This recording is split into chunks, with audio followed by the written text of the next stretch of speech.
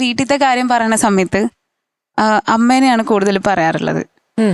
പക്ഷെ ഞാൻ അച്ഛനെ പറഞ്ഞില്ല എന്ന് പറഞ്ഞിട്ട് കുറേ പേര് എൻ്റെ അടുത്ത് പറഞ്ഞു. അച്ഛനെ പറ്റി പറയാഞ്ഞിട്ടോ ഇഷ്ടമില്ലാഞ്ഞിട്ടോ ഒന്നുമല്ല, സമയം കളയണ്ടെന്ന് വിചാരിച്ചു.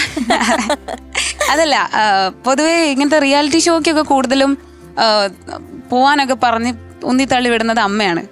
അച്ഛൻ ഒരു ഭാഗത്തെന്ന് പറഞ്ഞു കഴിഞ്ഞാല് അച്ഛനാണ് എന്നെ കൂടുതലും പ്രോഗ്രാംസിനൊക്കെ കൊണ്ടുപോകാറുള്ളത്. ഏറ്റവും കൂടുതൽ എന്നായിട്ട് കണക്റ്റഡ് ആയണം അമ്മ. ആ വഴക്കും അറിയാം. അച്ഛൻ പക്ഷെ ഭയങ്കര ക്ലോസ്ഡ് ആണ്, അങ്ങനെ വഴക്കൊന്നും പറയില്ല, ഭയങ്കര കാര്യമായിട്ടാണ് കൊണ്ടു നടക്കുക. ഞാനൊരു പ്രോഗ്രാമിന് പോയിട്ട് തിരിച്ചു വരുന്ന സമയത്ത് അച്ഛൻ ഉറങ്ങിപ്പോയി. ആക്സിഡന്റ് ആയി. അച്ഛന്റെ ഒരു കാല് ഫുള്ള് സ്റ്റീലാണ്.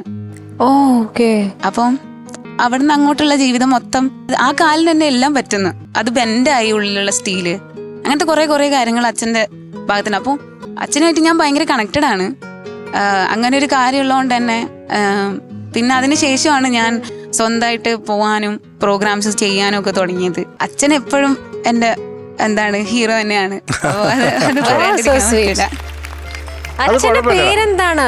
മുരളീധരൻ. ഓക്കെ, അച്ഛനിപ്പോ വർക്ക് ചെയ്യുന്നുണ്ടോ?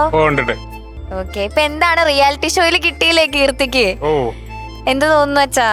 വളരെ വളരെ സന്തോഷം. അപ്പൊ ആ പരാതി മാറി, ഞങ്ങൾ അച്ഛനെ കുറിച്ച് പറഞ്ഞു അല്ലേ?